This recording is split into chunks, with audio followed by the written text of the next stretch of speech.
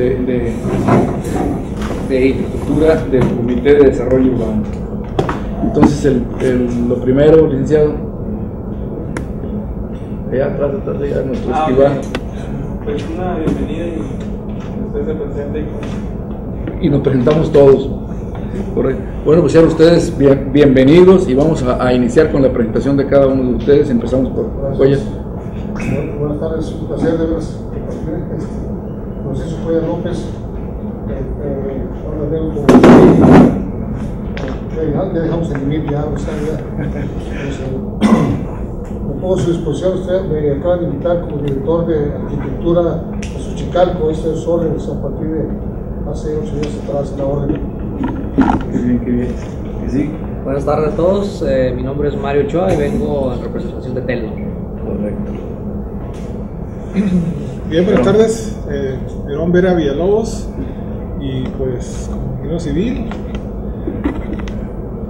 trabajo en una empresa especializada en tratamiento de agua potable, de aguas negras, bombeos, proyectos de todo tipo de agua y drenaje. Bueno, mi nombre es Ricardo Valenzuela Stevenson. Pues realmente a mí me invitaron. Tenemos nuestra propia empresa, Ingeniería de Desarrollos Urbanos, y nos dedicamos al desarrollo urbano, no a proyectos, sino a la realización de proyectos de accionamiento, de viviendas, etc. José Ramón Rodríguez, profesionista independiente y catedrático en la Universidad de la Facultad de Ingeniería. Buenas tardes, José Jesús Aguirre López del Consejo de Organización Municipal de Mexicali.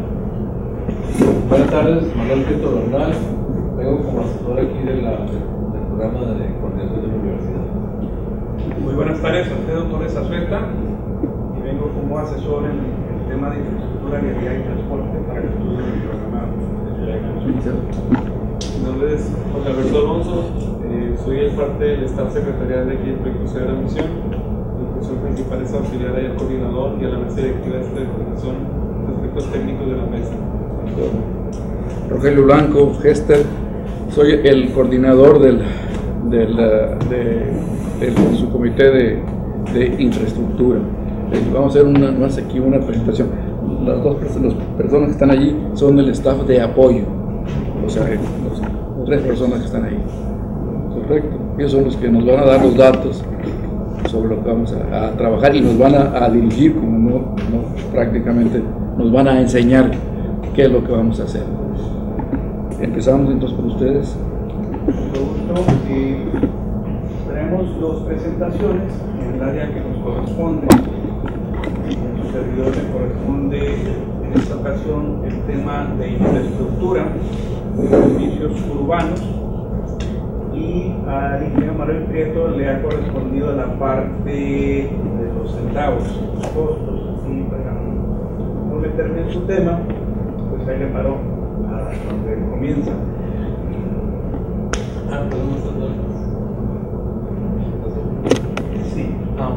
Sí. Ya cuando desarrollamos la plática. Muy bien, en esta ocasión de lo que es la parte de diagnóstico pronóstico, el tema de infraestructura, traigo la primera parte que tiene que ver con un análisis que parte de lo cartográfico mezclado con la información estadística de INEGI, correlacionado con la información de las dependencias prestadoras de los servicios urbanos básicos. Si bien el tema de infraestructura abarca también todo lo que corresponde al ámbito urbano, como son las infraestructuras de energéticos, que son gasolinas, el gas natural en este caso, las redes de telefonía alámbrica, las telecomunicaciones, por cuanto a lo que requieren infraestructura, propiamente que afecta a la ciudad, que se enclava en el ámbito urbano. En esta ocasión nos concentraremos en los 5 servicios urbanos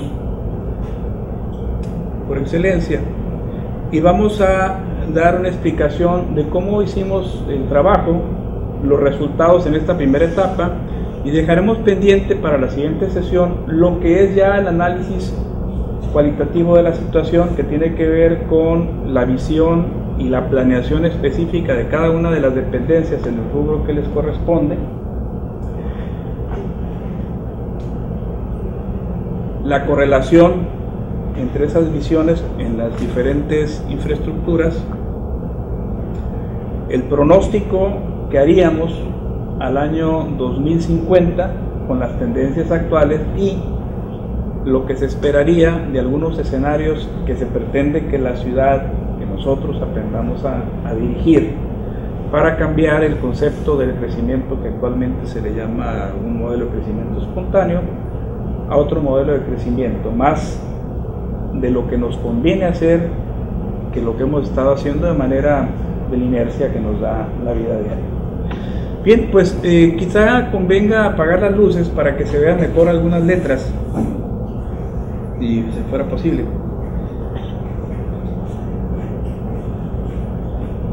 Aquí tengo entendido que la idea es que pueda ir avanzando y si algo de lo que estoy explicando no se entiende, lo podemos aclarar en ese momento, y ya después tengo entendido que entramos en un proceso ya de preguntas y respuestas y análisis respecto a esta información y cualquier otra que se estime que sea necesario tomar en consideración para que en la siguiente presentación no omitamos alguna inquietud que salga, no omitamos el análisis de alguna inquietud que salga de esta mesa.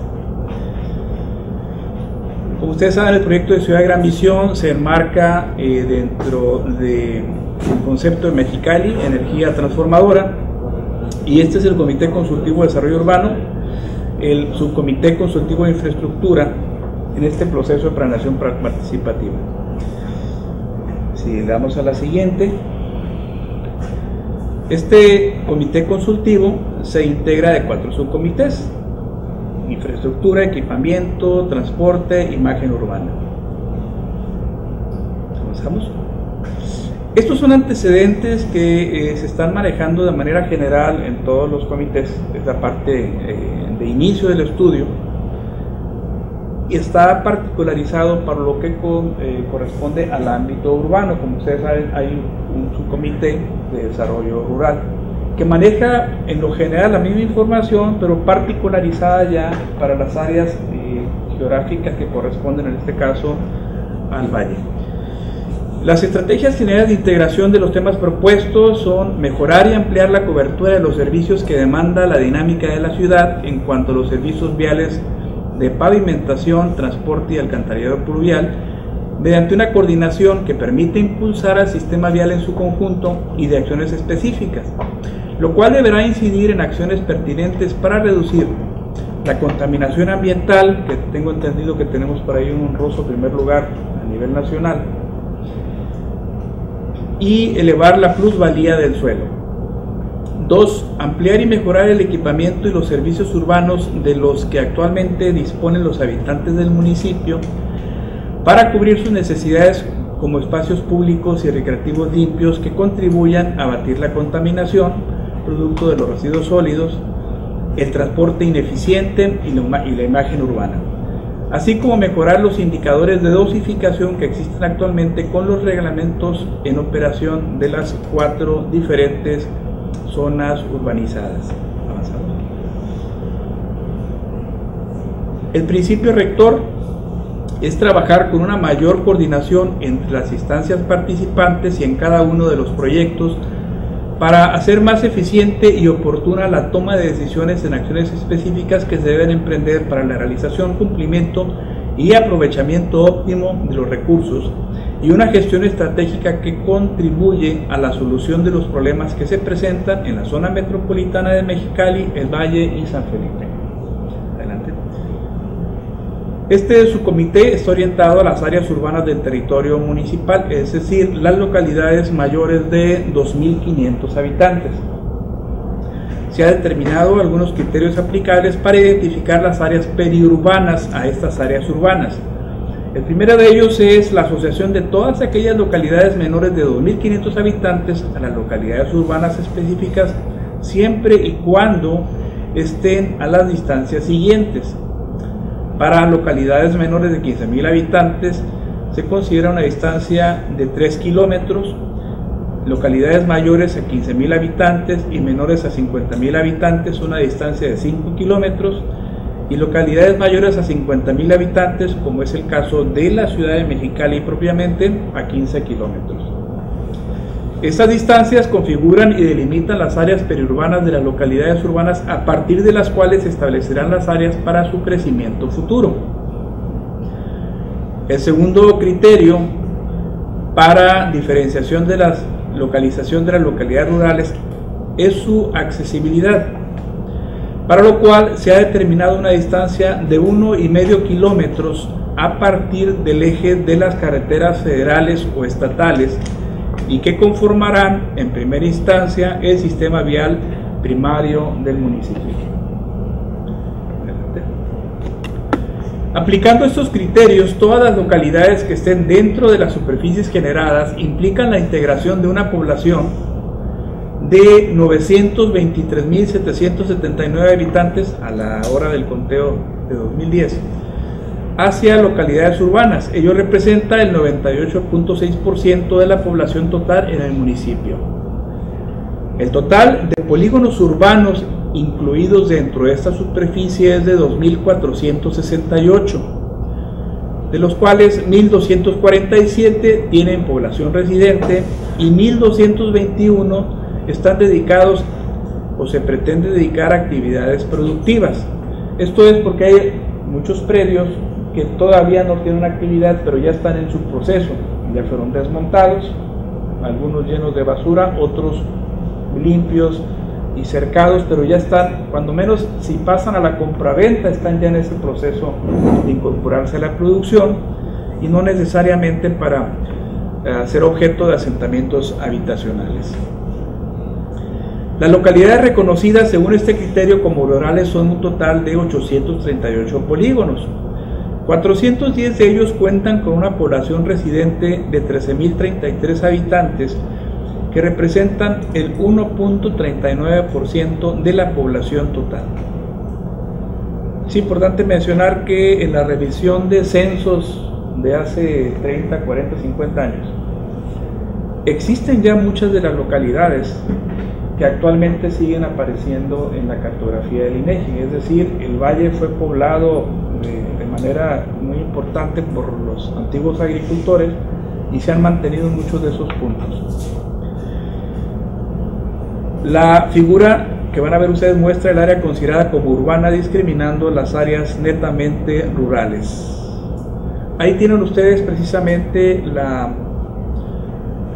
lo que implican los buffers que se mencionaron, de distancias alrededor de los perímetros de las diferentes localidades, con sus longitudes en función de la cantidad de población, y a lo largo de las vialidades, que son las carreteras a San Felipe, a Tijuana y a San Luis Río Colorado, así como las carreteras estatales que cruzan el valle, sus correspondientes buffers también. Vamos hacia adelante. Sí. ¿Algún comentario que se hace después, nomás? Si tiene que ver con la interpretación de esto, ese es el momento adecuado. Hay una parte que estamos manejando los datos del censo. Después del temblor del 2010, de abril, hubo unos cambios en algunas zonas, no en todo el municipio, pero en algunas zonas del valle.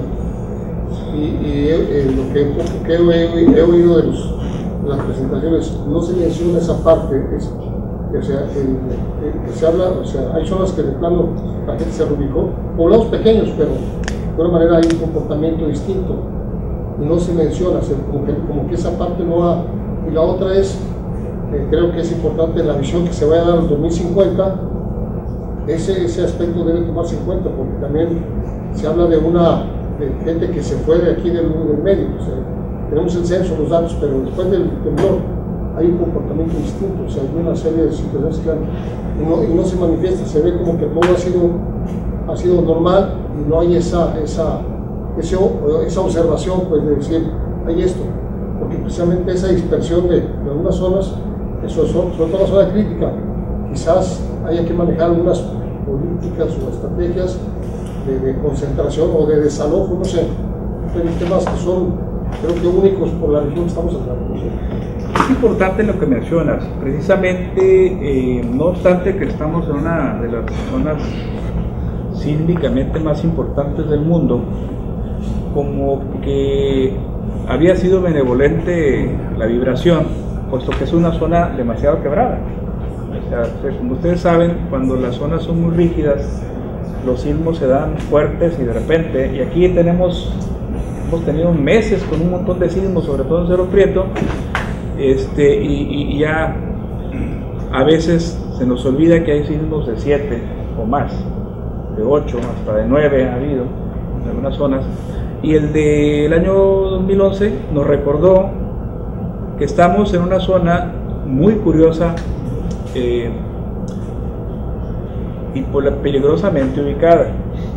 Hay 2 fallas, estamos asentados prácticamente y seguimos creciendo a lo largo de esas 2 fallas, y cuando vemos la información del Atlas de Riesgos, nos dicen claramente que todo lo que es el Valle de Mexicali, bueno, de la falla de Imperial a la falla, creo que es de la Cerro Prieto, que en realidad es una zona de un severo hundimiento de varios kilómetros en tiempo muy antiguo. Después es un valle aluvial, es enorme, y a esa profundidad es donde están surgiendo los sismos.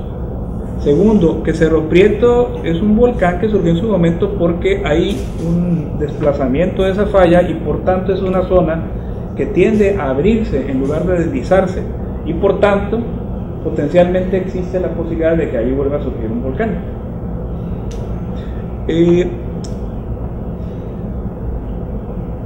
Ahí se menciona precisamente el riesgo que tenemos en la ciudad de Mexicali, estar creciendo en una falla de hundimiento entre 2 placas enormes, y parece que no hemos tenido ese cuidado. Ustedes saben que en la zona del valle, donde hubo la parte fuerte de los sismos, ya había habido un proceso de hundimiento de más de 1 metro en algunas zonas.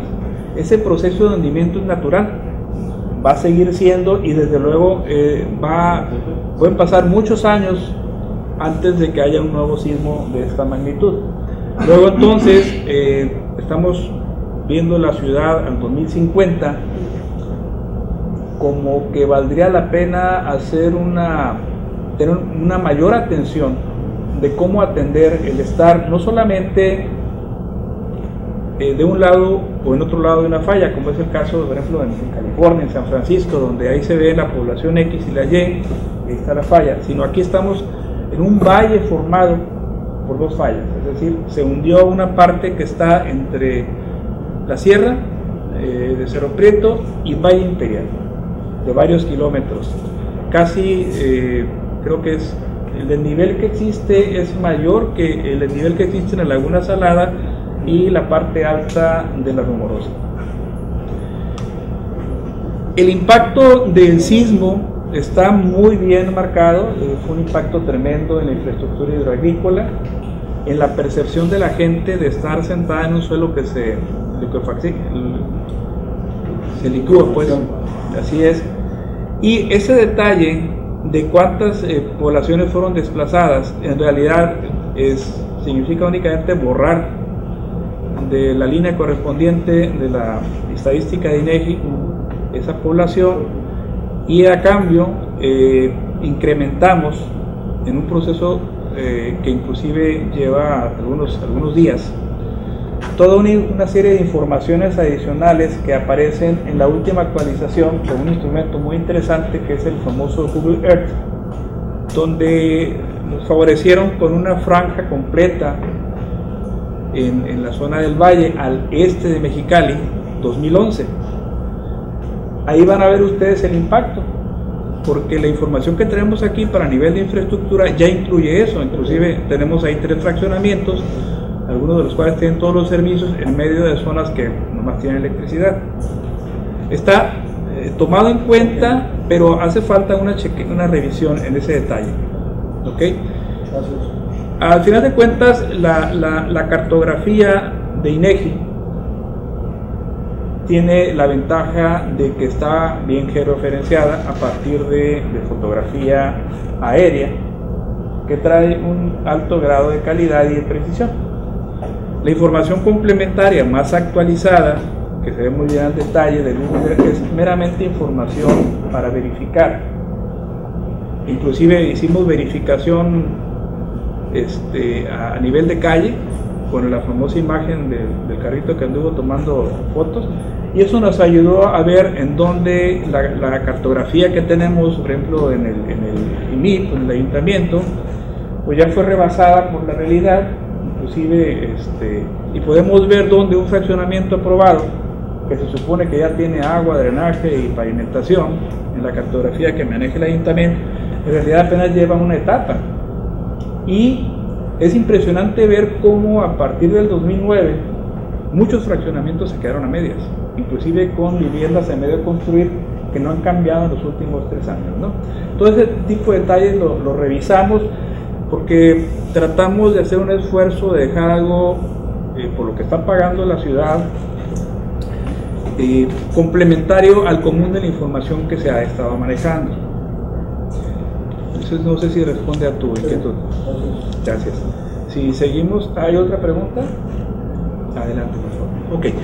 Comparte los antecedentes el manejo de la información de suelo urbano de una de las áreas, así como de vivienda, que se basa en este caso en la información de INEGI. Nos dice que tenemos un 96% del territorio de Mexicali sin urbanizar y un 3.37 urbanizado. Hay que aclarar que le llamamos urbanizado desde el momento en que ya le quitamos la superficie de tierra de cultivo y le estamos dando otro uso, si es de basurero, si es para andar en los carros, así en algunas partes, si es porque los queremos vender, etcétera. Ya se considera un uso urbano. La superficie municipal se redondea en 1.450.000 hectáreas, que le corresponden al valle 250.000 hectáreas, es decir, un 17%, afortunadamente altamente productivo en cuestión agropecuaria y con agua. De los polígonos de superficie urbanizada, de las 48.805 hectáreas, se desglosan a su vez en una cantidad de polígonos o localidades sin población y con población. Cuando hablamos de poblaciones, porque tienen usos habitacionales, más sus equipamientos y los mercados y toda la cosa. Son asentamientos para que vivamos ahí y sus servicios complementarios. Las otras polígonos sin población, que son prácticamente otro tanto, son para actividades productivas o que pretenden ser actividades productivas. Muchos de ellos están en la periferia, con énfasis a lo largo de las carreteras y en la zona del valle que le llamamos noroeste, y también hacia el aeropuerto. Estamos hablando de que si bien son 50 y 50% de esos polígonos, en realidad las zonas urbanas con población son 36.000 hectáreas y esos otros polígonos son 12.000 hectáreas. El 25% para estos polígonos urbanos sin población y 75% con población, es decir, en teoría estamos destinando, fuera de lo que es la mancha urbana propiamente, un 25% de área para la producción, en grandes empresas, almacenes, etc. La densidad, en este caso de habitantes, en los polígonos sin población es 0, y en los polígonos con población es de 25.73 habitantes por hectárea, para darnos un promedio de 19.19 habitantes por hectárea. Esa cifra de 19 se va a utilizar como punto de partida para otro tipo de análisis. Finalmente, el manejo de la información de vivienda de INEGI nos habla de viviendas habitadas. Recuerden que es un conteo casa por casa y hacen algunas extrapolaciones. Nos dicen que hay 61.000 viviendas deshabitadas, que es un patrón que se está dando en en muchas partes de la República, sobre todo en Baja California, del 19%, y viviendas de uso temporal apenas un 5%, lo cual nos habla de una revolvencia interesante para efectos de que quienes no tenemos casa pues podamos rentar ahí. De manera que, sí, adelante. Voy a hacer lo de polígonos sin población. ¿De qué espacio estamos hablando ahí? ¿De qué zona? ¿Cómo está? O sea, por una fábrica, un almacén del valle. Ok. O sea, son urbanos, Okay. pero no, le llamamos población a donde uno tiene su casa. Así es. Y es muy importante eso que mencionas, porque la información de INEGI es censo de población y vivienda, nada más. Ignora el resto de los polígonos productivos. Hay otro tipo de censos, los censos económicos. Entonces a veces nos vamos con la finta y únicamente usamos la información del INEGI para planear. De hecho, es la información base de planeación de todas las entidades de gobierno, porque es una base general común para todo el país y permite correlacionar los manejos de pactos federales, etc. Ok, la situación actual y pronóstico en esa misma materia de suelo es que tenemos pues ahí los colores. ¿Mande? Pues el quesito que está ahí, quizá nada más para ver unos detalles, ¿no? Pero acá acá se ven claramente los porcentajes. ¿Qué es lo que tenemos? Tenemos poblaciones, áreas sin población, 1.664 localidades, y en las otras localidades tenemos poblaciones de menos de 4 habitantes por hectárea, es decir, las casas en las parcelas, le suponemos un área de 1 hectárea para la vivienda y una casita con 4 personas. El resto ya tienen un poco más, de 4 a 19 habitantes por hectárea. Aquí es donde el 19 se utiliza como un parámetro, si recuerdan ustedes. Y luego de 19 a 32, de 32 a 45, de 45 a 60 habitantes por hectárea, mayor de 60 habitantes por hectárea, sin dejar de mencionar que hay localidades que ya tienen 400 habitantes por hectárea, que se refiere precisamente a una serie de desarrollos urbanos de última generación, en donde por la cuestión de los costos se han visto reducidas las áreas habitacionales y el pedacito de suelo que se les asigna, en donde ahí se alojan una gran cantidad de las viviendas que están desocupadas. De manera que si nos vamos a población, la parte gruesa de la población, el 77%,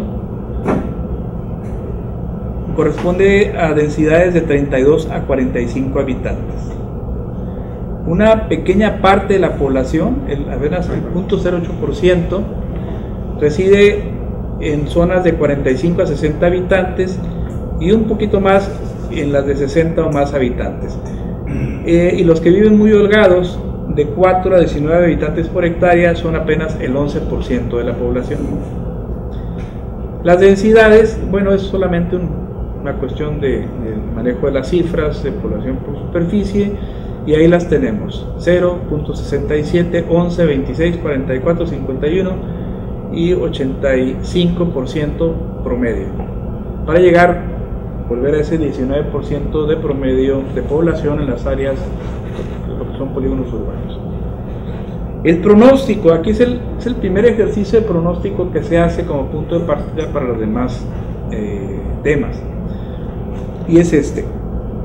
Si se estima, de acuerdo a las proyecciones oficiales, una población de 1.5, 1.6 millones de habitantes para el 2050, que es nuestro horizonte de planeación, y seguimos con este patrón de crecimiento de diversa densidad, de un crecimiento en algunas partes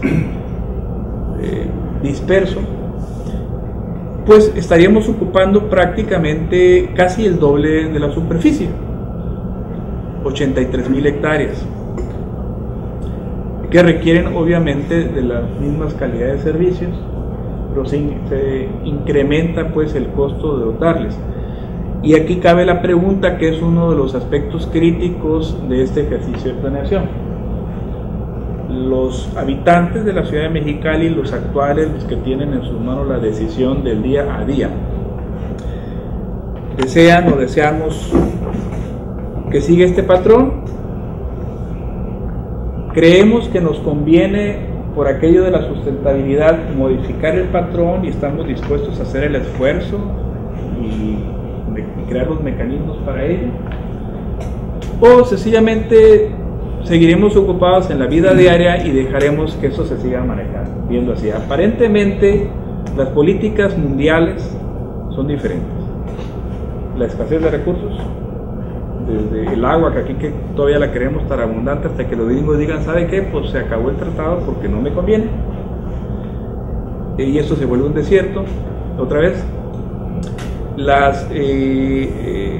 Los altos costos de la generación de energía eléctrica, las dificultades para llevar el agua, los elevados estándares que ahora se exigen en el manejo de las aguas residuales, etcétera, y no se diga los demás servicios, y el incremento, fíjense bien, el incremento de la contaminación, nos llevan a pensar que vale la pena cambiar.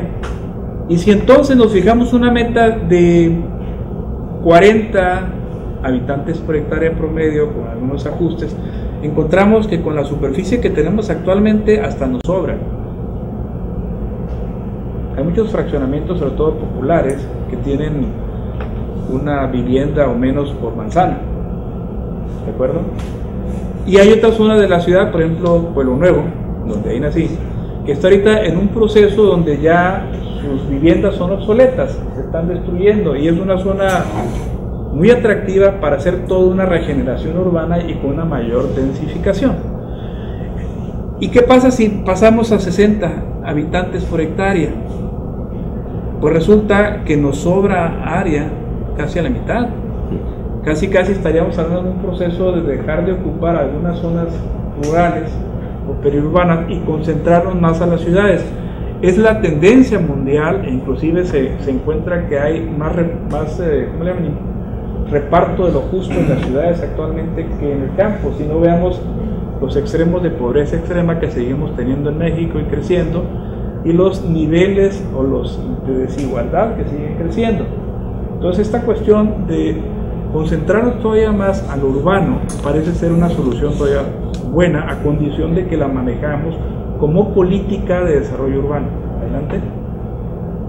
A mí se me hace que no es tan fácil como escoger, ¿verdad? Oye, ¿cuál te gusta, no?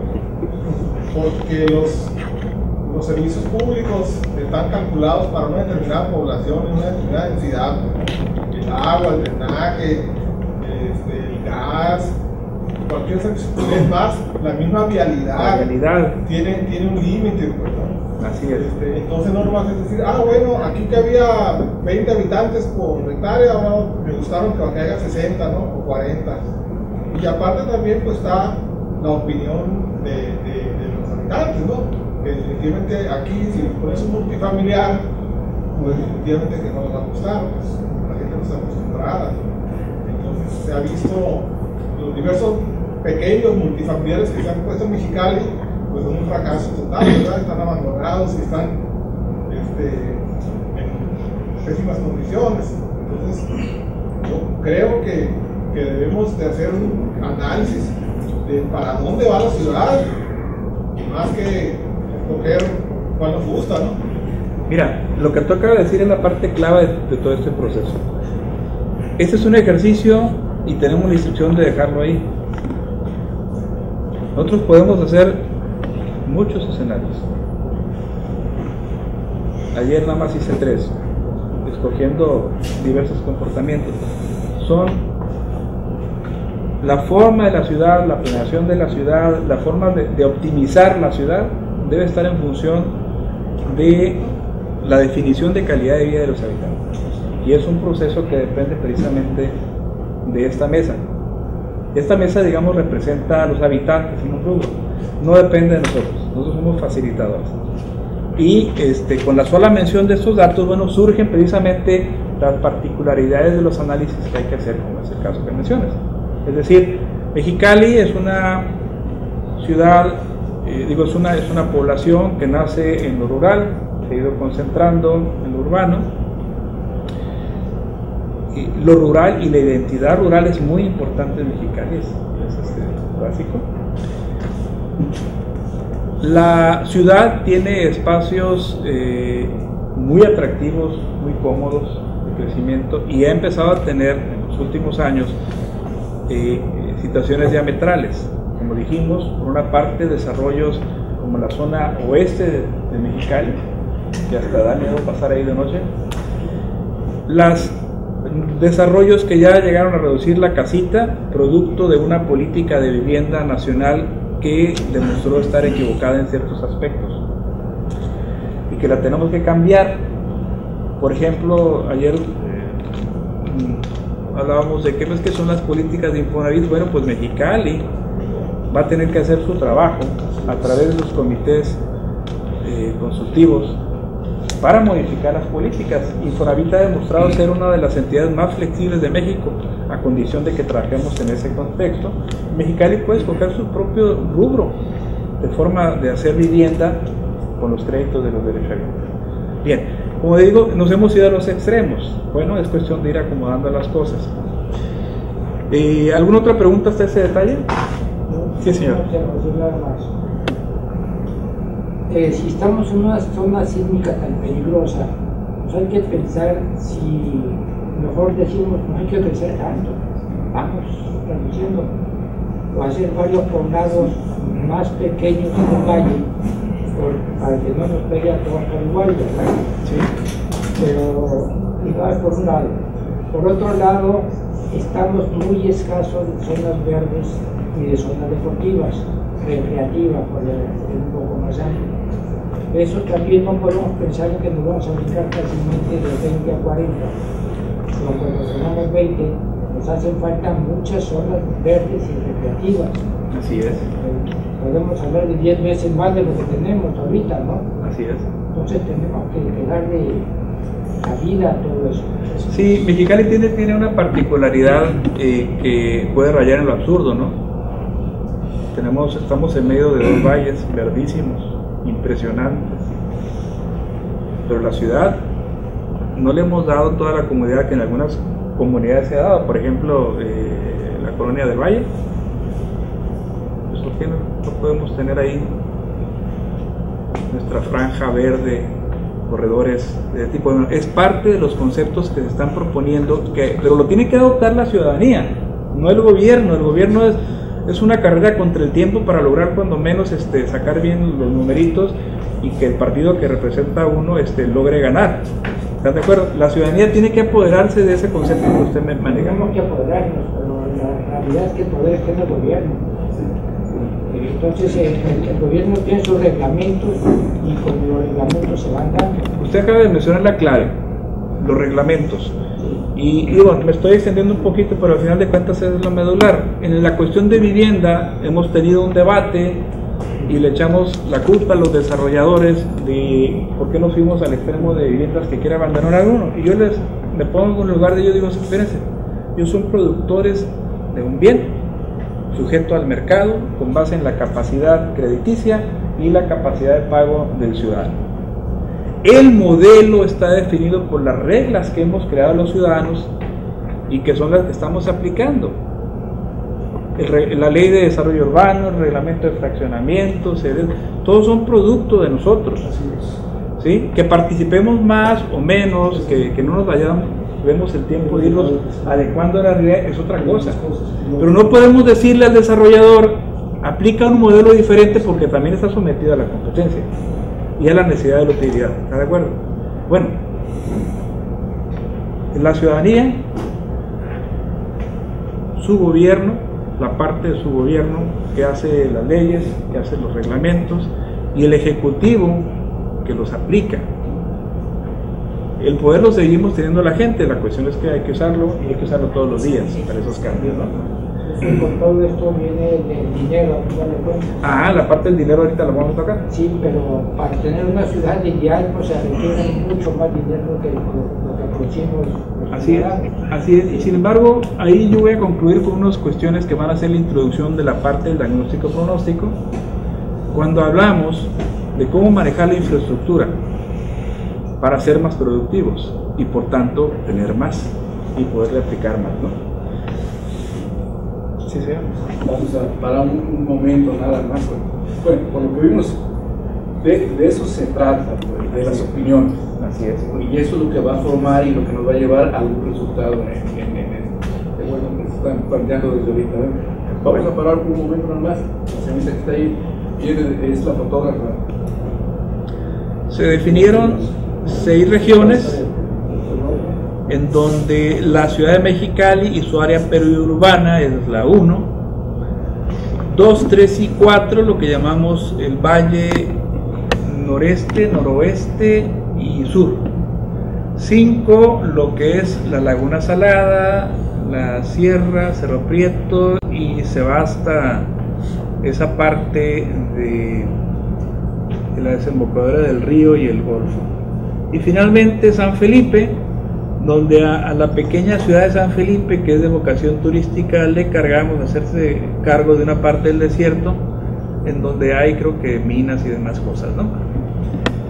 Y para lo que es un siguiente nivel de análisis es 85 subregiones, en donde para el caso de la ciudad de Mexicali se dividió en varias subregiones para su análisis, donde se distinguen además lo que es propiamente la ciudad, lo que es Santa Isabel, Progreso, y en la parte sureste lo que es el ejido Puebla, que ya es parte integrante de la mancha urbana.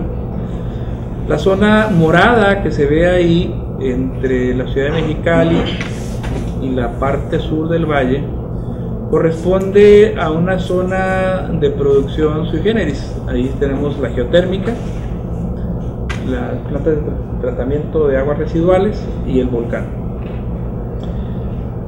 La parte al sur del valle es un área más que productiva, es turística. Son usos muy interesantes a lo largo del río Hardy. Mucho norteamericano se la pasa por ahí. Y al final, a San Felipe propiamente, como una subregión de estudio urbano, pues es una pequeña franja, ¿no?, que parte del poblado de San Felipe y una serie de asentamientos a lo largo de la costa. Y hacia el norte, ustedes saben que hay una gran cantidad de predios de uso para ir a acampar, etcétera, ¿no?, que no necesariamente logran población. Hasta aquí alguna... y si ven ustedes, en donde están las localidades más importantes del valle, aparecen en gris, son propiamente subregiones también para su análisis. Es lo que le llamamos ese conjunto de áreas grises. Son localidades de mayores de 2.500 habitantes, que es el parteaguas para estudiar entre lo urbano y lo rural. Son 19 áreas, que después vamos a ver enlistadas. Ahí, si te regresas un poco, Mexicali como ciudad tiene 3 áreas de análisis: lo propiamente urbano compacto, que es lo gris; luego lo periurbano, que en realidad ya son muchos asentamientos que están ahí entre de antiguos usos de casco de los ranchos, poblaciones diseminadas y de productividad, y lo que son los espacios para crecimiento que se ha manejado en la planeación, muy importante, muy precisa en los últimos años, donde se tiene sobre todo un diseño de una estructura vial concéntrica que le permite una estructuración espacial muy importante a la ciudad de Mexicali, y sobre todo pues el uso de los canales y los drenes que van quedando en desuso como vialidades con secciones de 40 metros, que son muy adecuadas, muy cómodas. Si hay otra pregunta, vamos a la siguiente. Esto es un resultado muy simple de los análisis de usos del suelo, pero ahora por región, lo que vimos en las tablas anteriores, en donde igual se desglosan en 2 tipos de polígonos: los que tienen y los que no tienen habitantes, sus poblaciones, su superficie y su densidad. Y ahí se van viendo las diferencias ya cuantitativas de cada uno de ellos. La 1, que es la ciudad de Mexicali, tiene el grueso de la población, 760,000 habitantes. La región 2, que es el valle noroeste o la zona de aparente influencia de Mexicali hacia el valle, curiosamente tiene menos densidad de población y menos población que la zona 3 y la zona 4. Y lo que vemos es que hay muchos polígonos en esa zona, pero son más de ese tipo de zonas productivas grandes. Y finalmente San Felipe, que como vamos a ver más adelante, de una mínima población que tenía hace algunos años, pues ya tiene 18,000 habitantes registrados. Y al final los numeritos de las densidades que pues le sirven a uno para hacer los análisis. Así en esta tabla pues como que no se aprecian, ¿verdad? ¿Algún comentario sobre esta tabla? Sí, señor. Yo comentaba el otro día, es otra mesa, le comentaba a Carlos, creo que es importante también. Le decía yo que afortunadamente nos tocó hace 32 años, 30 años, trabajamos los planes urbanos en aquel entonces, presidente era Carlos el que estaba dirigiendo todo eso, y había unas políticas nacionales en las que se definía cuál era la función que tenía cada espacio urbano dentro de ese macro nacional, y se manejaban políticas o impulso, de desaliento para el desarrollo. O sea, decía, Tijuana, por ejemplo, decía control total, o sea, porque había una serie de problemas que ya se preveían la dinámica que se daba. Mexicali entraba en una etapa de impulso, de darle fuerza, porque era un espacio con infraestructura, con espacio, con capacidad. Pero aquí lo interesante es en aquel entonces se hizo un plan municipal y había una visión en aquel entonces bajo esas políticas. Ahorita, 30 años después, tenemos esta visión hoy. Parece que era muy interesante poder hacer una reflexión sobre ese diagnóstico, un diagnóstico sobre en aquel entonces cuántas dispersiones teníamos, cuántos poblados había, ahorita cuántos son, qué lo ha generado, si la falta realmente de un control efectivo, un seguimiento, o la falta, bueno, cuáles son las causas del reto que tenemos hoy. Si aquello nos llevó a algo, un camino que es positivo, o hay retos que no se superaron, que ahorita hay que enfrentarlos bajo qué modalidad para poder realmente atender el problema de la visión que tú comentabas al 2050 o 2100, que es un reto que está de miedo de ver, o sea, en buen plan de miedo, si no se toman medidas efectivas, y se hace efectivo realmente el control del desarrollo. Entonces, no lo comentó, entonces no sé si bajo esta visión se puede hacer esa reflexión, ¿no? Se va a hacer, se hace. De hecho, es parte de la reflexión que hacemos a la hora de hacer el diagnóstico pronóstico. Ahí en una de las siguientes tablas hago una mención precisamente en la retrospectiva con un dato muy sencillo para efectos de meternos en esa parte. Inclusive va a ser necesario que quienes han vivido, quienes fueron actores, como en tu caso, el arquitecto García, de aquella visión, hagamos una revisión mayor de lo que yo tengo de información. Yo tengo información que al final de cuentas es el resumen de planes y programas, pero no trae toda esa valoración que se hizo en lo personal. Ok, gracias. Entonces pasamos a la siguiente tabla, y esta es una representación del resultado del trabajo que viene a continuación, sus datos. Como les digo, trabajamos más en lo gráfico, en lo cartográfico, que en el manejo simple de las estadísticas que se han venido manejando, para dar un plus y sobre todo una base cartográfica que se puede ir actualizando. Ahí tenemos, cambié los colores para distinguir las tres zonas del valle, la zona de Mexicali. Ahí van a ver hoy las láminas. Básicamente estamos hablando de 5 servicios. Bueno, en realidad se incluye el sexto, que es el alumbrado público, pero no entramos ahorita en mucho detalle porque usualmente va asociado, con algunos detalles malos, va asociado al crecimiento de la infraestructura eléctrica. Adelante. Ok, algo de lo que mencionabas. En el censo de 1930 no encontré muchos datos. En el de 1950 ya se mencionaba 13.870 viviendas ocupadas en Mexicali. de las cuales el 34.2% tenían agua entubada de uso exclusivo y 41% de uso común, que falta la N. Es decir, la llave afuera para los de la colonia o los del barrio. En 1970 ya trae un poco más de información el censo. El municipio en general tenía 396,000 habitantes. La ciudad tenía el municipio 79% de cobertura eléctrica, 64% de agua entubada y 39% de drenaje sanitario. La ciudad, con el 66.5% de la población, le iba mejor, 91% de energía eléctrica, 77% de agua por tubería y 49% de drenaje sanitario. Adelante.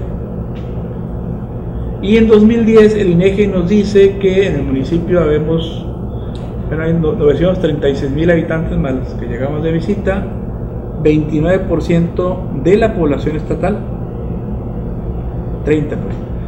94.6 de agua de la red pública. Si se regresa un tantito al anterior, acá teníamos 63. Regresamos. 90% de drenaje, y ahí nos dicen que tenemos que el estatal es 91.6, o sea que nos falta tantito para llegar a la media estatal. Pero estamos arriba de lo nacional, 88.8%. Y nos regresamos para comparar y encontramos que traíamos 39% de drenaje sanitario. Regresamos. Y energía eléctrica, pues aquí lo puse al revés, 96%, poquito abajo del nivel estatal. Para una ciudad que nos morimos de calor, es una situación bien difícil. Y 96% a nivel nacional, o sea, ahí vamos, estamos parejos. Nos regresamos un poco al anterior, más para comparación. Acá traíamos el 91% en 1970. Regresamos. 1970, curiosamente, 70-77 fue un parteaguas en la transformación de Mexicali. Ustedes recuerdan el cambio de la situación del algodón, el advenimiento de las políticas de industrialización con maquiladoras, precisamente para mitigar el desempleo que se da. Venía la resaca de cuando terminó en los 60 el programa Bracero, etcétera. Entonces eso fue un parteaguas en el crecimiento de la ciudad. La dinámica de lo que hacemos cada ciudadano ha dominado. La idea es que ahorita, a partir de revisar qué planeamos y qué logramos, tratemos de manejar mejor las cosas, ¿verdad? Si es que se pueden manejar. Sería interesante manejar el dato del 80, que es cuando se elaboraron ese plan municipal de desarrollo urbano, Okay. y nos da una claridad en número, incluyendo no más los alcances de servicios, sino el número de localidades que había, la población que había, para que se vean qué tan ordenados estamos entonces, o qué tan desordenados, y qué tan desordenados estamos hoy, o qué tan ordenados.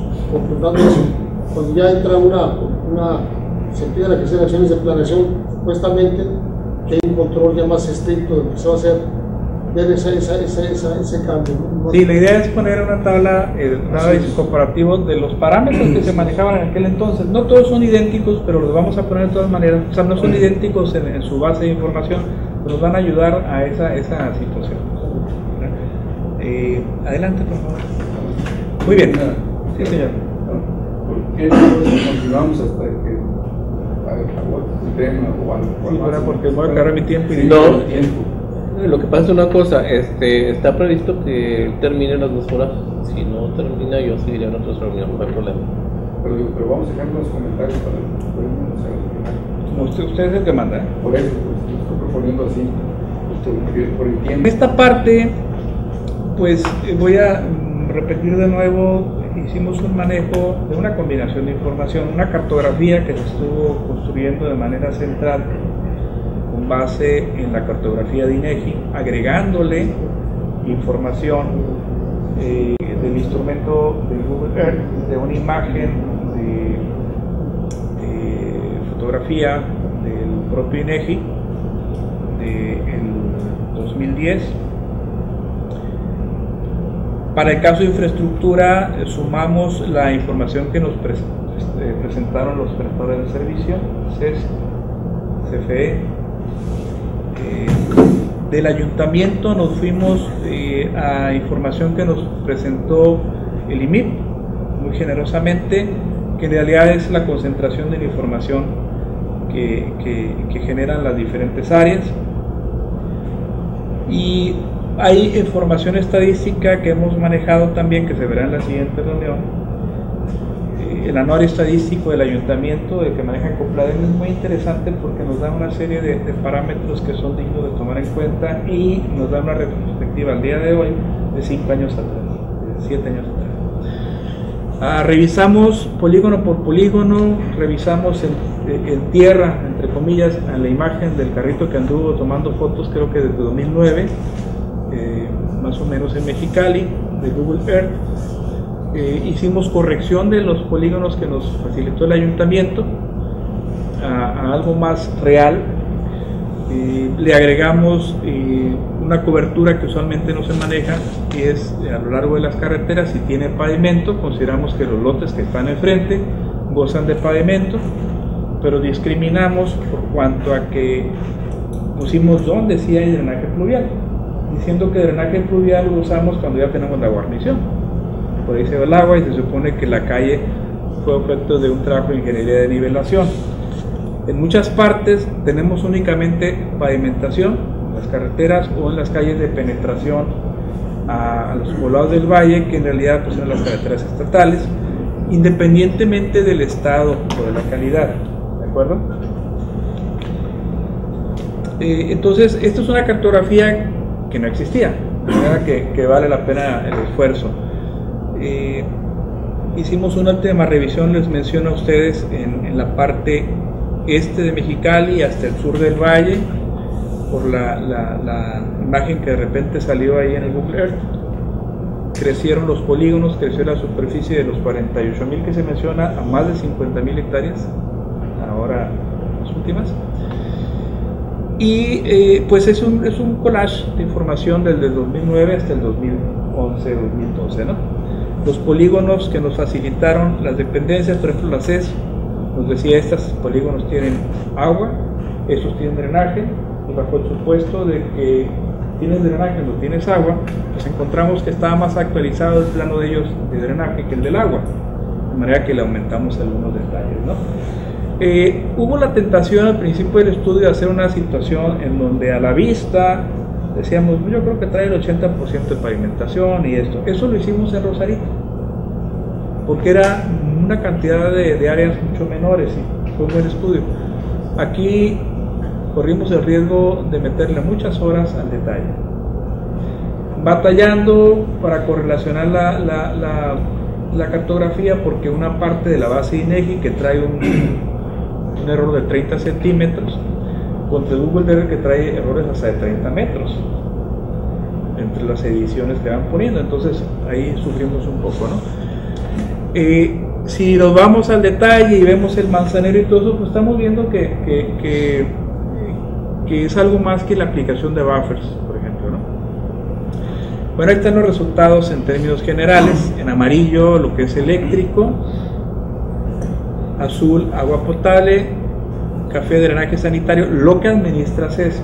No tomamos en cuenta los sistemas que tienen algunos poblados del valle, porque ni CNA no tiene un control completo de ellos y mucho menos están cumpliendo con las normas de calidad de producción de agua potable que se pretende cumplir. ¿Están de acuerdo?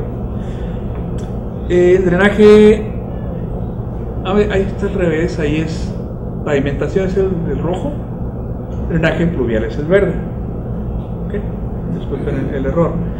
Y pues aquí vemos que San Felipe, ese es un montón de campos que están ahí, que en realidad no tienen población, pero están trazaditos y con postes y toda la cosa. En el caso de la electrificación, partimos del supuesto de que todos los polígonos urbanos tienen disponibilidad de energía eléctrica, porque basta con que pase por ahí el secundario para que alguien se pueda contratar o se cuelgan, ¿verdad? lo puede contratar.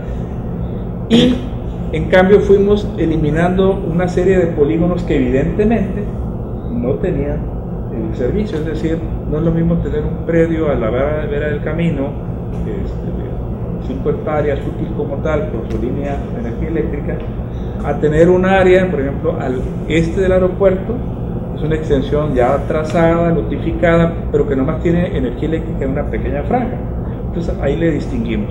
O este predio acá en la Salada, que es un predio de cultivo enorme de agropecuario, pero que nada más tiene energía eléctrica en la parte central donde están las oficinas y todo eso, ¿no?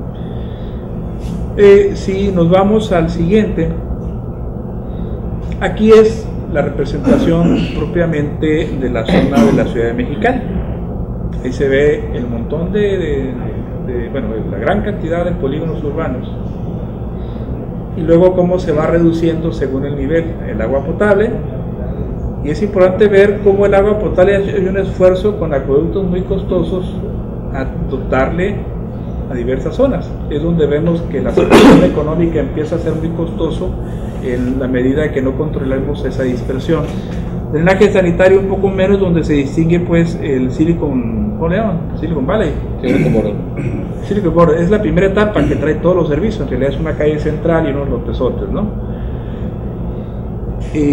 Pavimentación con el reflejo de un área de influencia, un buffer que le aplicamos según el nivel jerárquico de la vialidad a los predios junto a esas vialidades. Y finalmente el drenaje pluvial, donde también revisamos muy al detalle dónde hay y dónde no hay guarniciones. Pero allí sí es un error pensar que la guarnición es drenaje pluvial. Sí, hemos visto zonas que se inundan. Hay un problema muy serio en Mexicali, y es que si tienes poquita agua escurre bien, si tienes mucha agua se te inunda el Río Nuevo, se te inundan nuevas fracciones existentes, se acaba de desplomar el tren 134. Sí, efectivamente, yo creo que haciendo la palabra del representante de la CES, estábamos comentando que si la mitad de eso verde estuviera con drenaje pluvial, ya se daría independientemente de que las capacidades tampoco no sean las adecuadas, ¿no? O sea, que tenga pluvial no significa que sea la capacidad. Así es.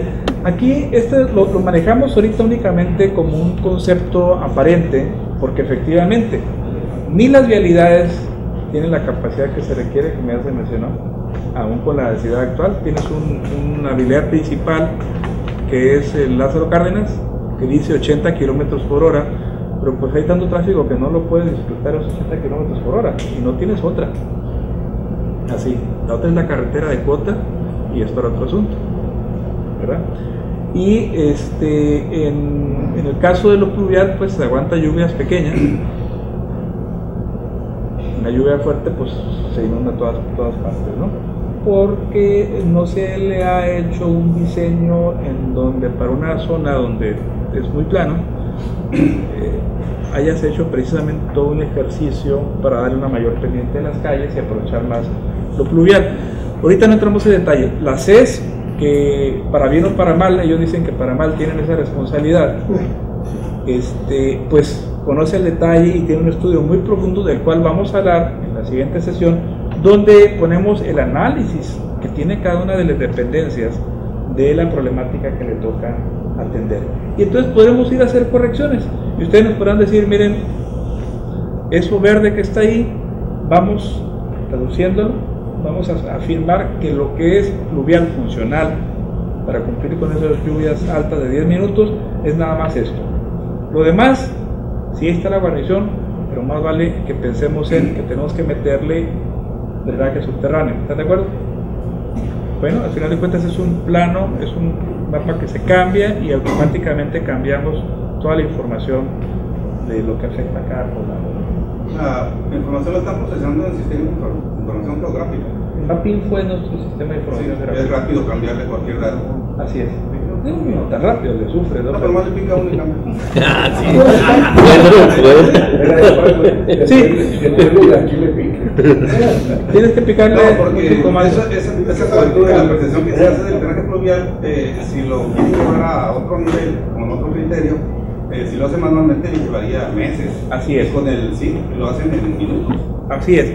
Por ejemplo, aquí podríamos decir, cuando hablamos ya de lo cualitativo, es saber, podemos tener una estructura vial muy bien, muchas vialidades por aquí, muchas vialidades por acá, etcétera, etcétera. Pero cuando vemos ya los niveles de funcionamiento de la vialidad, no es lo mismo, ¿verdad? Es igual en lo pluvial. Es decir, ahí la parte, hay una serie de los estudios que tiene, nos permiten determinar los grados de calidad de esa infraestructura pluvial. Pero no podemos negar que si tienen una guarnición y la calle fue trazada con su pendiente, el frente de la casa tiene infraestructura pluvial. Lo que pasa es que hay zonas donde yo no me atrevería. Ahí digo, vale la pena reflexionar bien el criterio para evaluar el sistema pluvial y no en base al pavimento, porque aquí se hacen pavimentos económicos que no tienen pavimento. Entonces, si uno piensa que eso va a ser así, nos va a dar un número erróneo, ¿no? Y sí, no se puede planear. Los pavimentos económicos, sobre todo los que ha sido una de las políticas muy buenas para dotar rápidamente de una superficie. Pues yo diría que hay que pensar más en el caminamiento de la gente que el rodamiento de las calles, que es una de las políticas que habría que cambiar. Bueno, te permite alcanzar eso a un bajo costo, sin todos los detalles de la ingeniería y sobre todo esa cuestión, ¿no? Pero también hay zonas muy bien pavimentadas y con toda la cosa que con cualquier lluvia se te brinque el agua por encima de la guarnición. O tienes que caer al charco para llegar a tu casa, ¿no? Entonces, ustedes me van a ayudar a meterle una calificación a esas áreas, precisamente cuando pongamos aquí a la vista lo que sale del estudio que me facilitaron en el acceso, ¿sí? Y podamos ya calibrarlo, ¿no? Sí puedo pensar en que no va a ser ni por mucho, o sea, lo que nosotros consideramos como zona con cobertura, por mucho, menos que esa. Excelente. Ahora tenemos problemas con lugares donde tenemos pavimento y más o menos una canalización del agua, pero llega un dren que de repente el dren está tapado, no tiene salida, entonces pues realmente no podemos pensar que eso es una zona que tiene habilitado todo el servicio como debiera, ¿no? Y es como les digo, esto es lo aparente. Lo que procuramos es no quedarnos cortos con lo aparente. ¿Me explico? Para efecto de tener una cartografía actualizada. De ahí le podemos quitar. Y desde luego le podemos agregar que me dice, mira, en el medio año anterior logramos esto, que no tenías esa información, vamos poniéndoselo. ¿De acuerdo? Y al cabo esto es actualizable. No les digo que yo lo voy a actualizar, ¿verdad? Pero puedo enseñarle a picar. La CES, por ejemplo, y los organismos podrían empezar a manejar con esta cartografía, porque aquí se antoja que en lugar de irnos a actualizar cada 5 años, con el riesgo de que no se actualice, lo mismo es que ya haya un equipo de trabajo que esté actualizando continuamente, ¿verdad? Es decir, nos olvidamos aquí, en la parte que me toca, nos olvidamos de la población, pero sí la manejamos para comparación. Pero aquí es la superficie de área urbana que goza del servicio de energía eléctrica, de agua potable, de pavimentación, etc. Y por eso es que los costos, el análisis de costos que hace el ingeniero en este estudio, permiten aplicarle costos de inversión a las áreas urbanas para que alcancen su óptimo nivel de servicios y para las zonas de crecimiento. Pero es exactamente como dices, es con relación a las áreas urbanas. Y ahorita van a ver las tablas de lo que resulta. Esto es una sobreposición de coberturas. Aquí me faltó ponerle el de pluvial, pero luego vamos a ver unos detalles. Si gustas pasar adelante. Pero más de coberturas, pero no entiendo. Regresamos. ¿Coberturas de qué? O sea, de los... Amarillo, energía eléctrica. ¿Perdón? Amarillo, energía eléctrica. ¿Y lo rojo? Rojo, pavimentación. Verde. Lo verde que no está ahí es lo fluvial. Y luego por ahí algunas franjitas que son azules, usualmente cubiertas por otros colores, ¿no? Esto le robaría que no le hicieran tanto caso, sino que a la siguiente es la buena. Y la siguiente le damos una flechita por ahí. Gracias. Miren, esto es lo que le llamamos disponibilidad de infraestructura. Aquí le pusimos, como unas se sobreponen con otras, ¿verdad? Para valorarlas es suelo urbano sin infraestructura, son una serie de polígonos con el cero, son los de color más clarito. ¿Ven ustedes allá el aeropuerto? La franja del aeropuerto. A mano derecha hay un polígono muy grande, ¿verdad? Eso es una traza urbana, es un fraccionamiento desocupador. Tiene una franja de energía eléctrica de norte a sur, y lo demás no tiene nada. Entonces, la mayoría del predio tiene suelo urbano sin infraestructura. ¿De acuerdo? El siguiente disponibilidad es los que tienen únicamente electrificación, que en este caso es el siguiente tono de gris. Luego los que tienen electrificación más agua potable. Después los que tienen electrificación, agua potable y drenaje sanitario. Después electrificación, agua potable, drenaje sanitario y pavimentación. Y por último los que tienen los 5, a condición de que sean consecutivos. ¿Por qué? Hay muchas partes, sobre todo a lo largo de las carreteras, en las zonas de los poblados del valle, donde tienen electricidad y agua potable. No tienen drenaje, pero tienen pavimentación porque están ahí pegados a la carretera. Y hasta pluvial. ¿Son zonas servidas o con capacidad de dotación? ¿Son zonas servidas o con capacidad de dotación? Son zonas donde hay infraestructura. Hay tubo. No con capacidad. Con capacidad. Porque hay zonas, hay huecos que tienen capacidad de poderse dotar de agua, de drenaje. Claro, con obras. Ahora sí, entramos a una parte que le corresponde al ingeniero. De aquí tomamos esta estructura de costos de estructura que él le va a tocar explicar. Yo únicamente les ruego que me permitan decir que para esta primera corrida utilizo estos valores para aplicarlos a la infraestructura que ahí se observa que existe, independientemente de sus calidades. Adelante. Ok, cobertura de infraestructura por región de los polígonos urbanos con o sin población en general, por ciento de las superficies. Aquí tenemos electricidad, agua potable, drenaje sanitario, pavimentación y guarniciones en calles.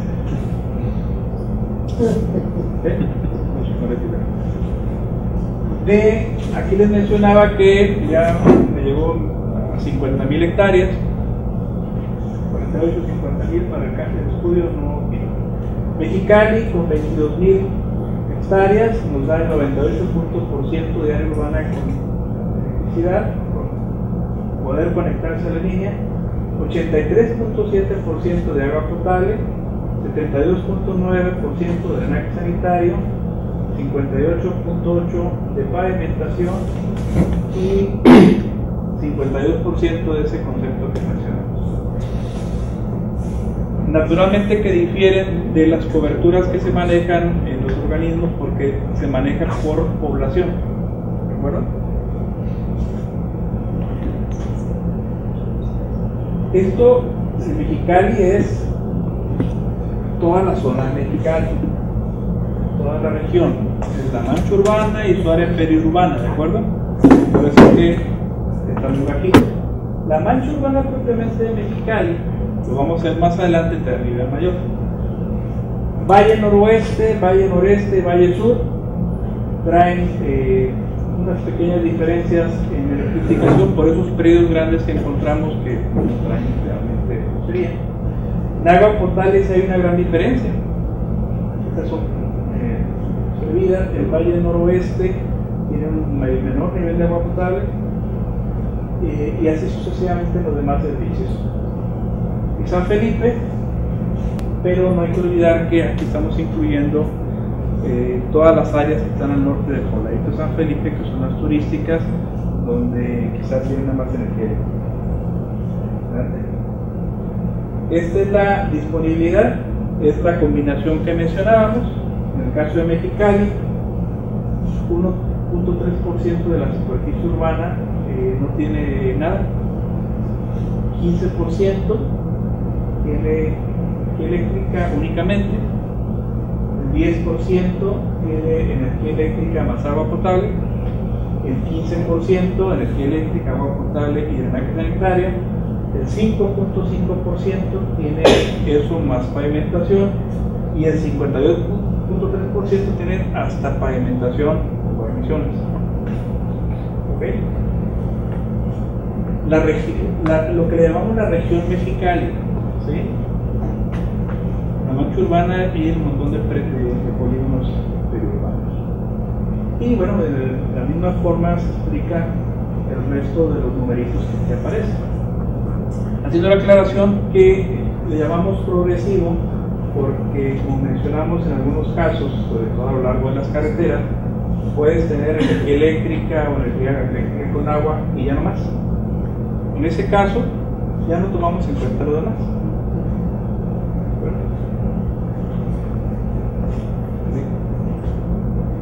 Porque se trata de lo que es consecutivo, ¿no?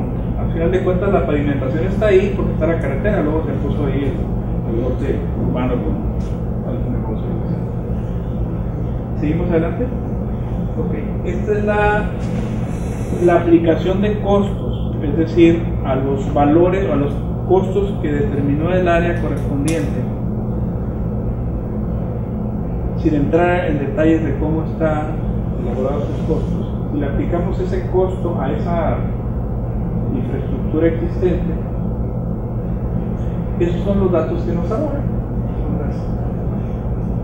De manera que decimos que en Mexicali, toda su región, estaremos hablando de un costo de 24 mil millones de pesos, un costo promedio unitario de 1.07 millones de pesos por hectárea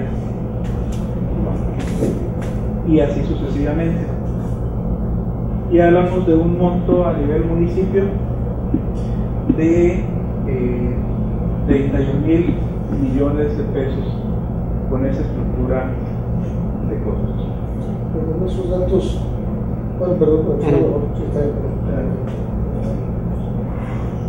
adelante. De aquí sacamos un índice de infraestructura. Este índice de infraestructura está en función del costo o valor de esa infraestructura. Es decir, si Mexicali con 20.600 hectáreas nos da un costo unitario promedio de 1.07 millones por hectárea en lo que hay, y el costo unitario total para tener los 5 servicios es 1.68 millones de pesos, pues tenemos un 1.63, ¿de acuerdo? Adelante.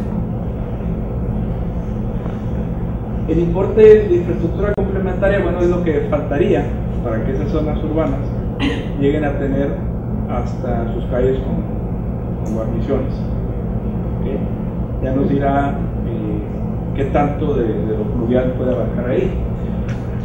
Aquí lo que hicimos una calibración sí con estos dos conceptos, en donde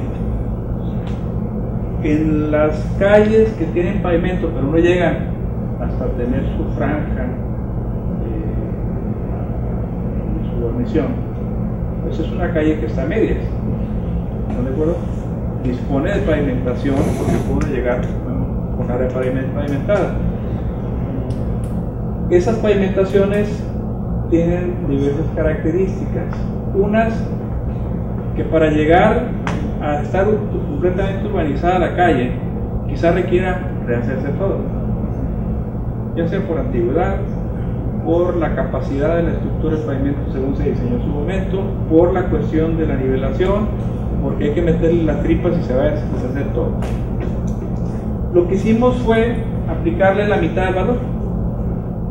Puede ser que decidamos bajarle a un valor del 20% o 10%, ¿están de acuerdo? Pero existe. Yo hice una calibración al 50% porque es entre el 1 y el 0, pues la mitad. Es decir, donde no tienes algo aquí, esta parte, esta pavimentación va a la mitad de su valor. Y en consecuencia, cuando hablamos de la infraestructura complementaria, ahí se agrega ese costo importante, ¿no?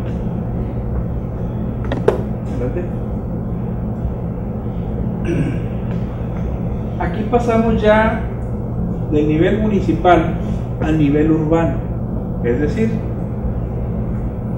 las localidades, la ciudad de Mexicali, quitando todos los polígonos periurbanos, vemos lo que fue el municipio de Mexicali, Santa Isabel, Progreso y Puebla, ¿de acuerdo?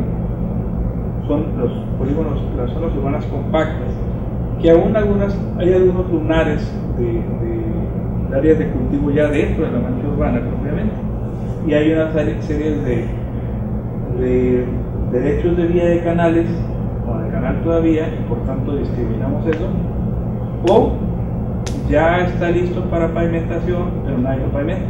Los fraccionamientos van avanzando unos tras otros, llegan ahí con su barda y se desentienden de la pavimentación de esa vialidad que se va a convertir en una vialidad primaria. Entonces ahí sí sacamos las áreas para que no. Entonces Mexicali, Santa Isabel, Progreso y Puebla, de la región 1, que le llamamos zona Mexicali, ya nos da propiamente esas superficies. Ya no son 20 y tantas, son 15.000 más estas, y ya una particularidad, por ejemplo en pavimentación traemos el 79.2%, drenaje sanitario 92, agua potable 97, electricidad casi el 100%, y guarniciones en las calles un 72%. En el Valle Noroeste los numeritos son bastante bajos, no obstante que estamos hablando de Ejido Sinaloa, Cera, Michoacán del Campo y Nuevo León. Valle Noreste, que es hacia Algodones, Benito Juárez, Hermosillo, Paredones, Ciudad Morelos, Vicente Guerrero, nos arrojan estas coberturas, en donde agua potable, por ejemplo, Benito Juárez tiene el 90%, pero Hermosillo no lo maneja la CES, por ejemplo. Y finalmente Valle Sur con San Felipe. Valle Sur, sus 4 localidades, dijimos con población mayor a 2.500 habitantes, y aquí están sus coberturas en porcentaje del área urbana, como propiamente se favor de declarar. Y finalmente San Felipe a esos niveles. Y los promedios de este conjunto de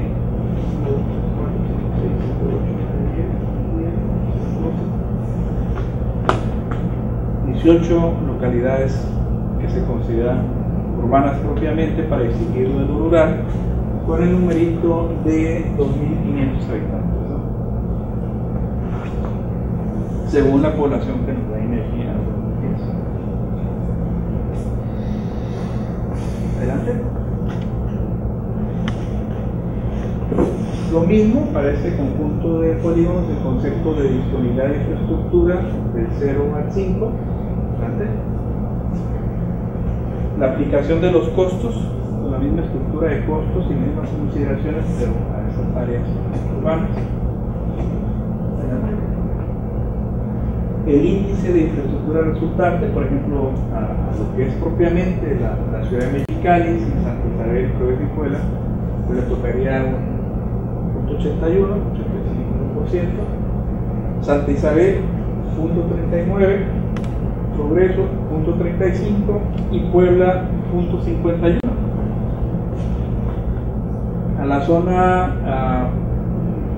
de los poblados del Valle Noroeste, son bastante bajos los índices, 10, 15, 15, 18, son mayores en Valle Noreste, 26, 12, 27, 36, 40, en Valle Sur son variados, 13, 31, 19, 34, y San Felipe 41, para un promedio de estas 18 localidades de 0.37, es decir, si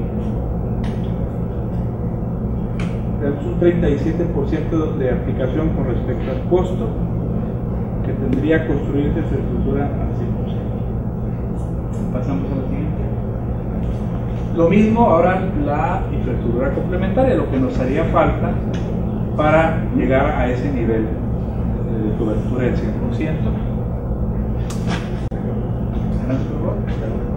Y hasta aquí esta etapa de la presentación.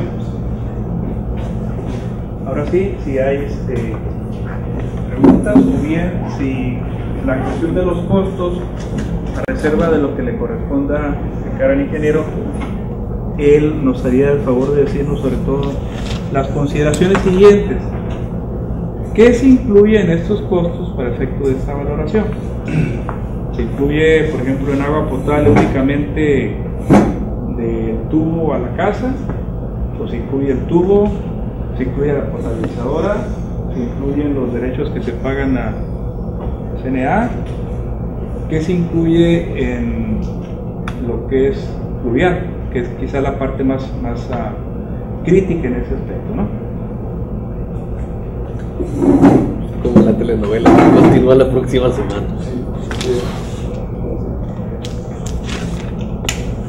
son 2 horas y la próxima semana entonces continuamos con el medio tiempo que va a dar resultados sobre la cuestión de los costos, cómo se llegaron a cabo. De todas maneras, es conveniente que tengamos una copia de lo que se dio hoy para hacerse llegar a cada uno de ustedes y puedan tener una base más firme. Si me dan sus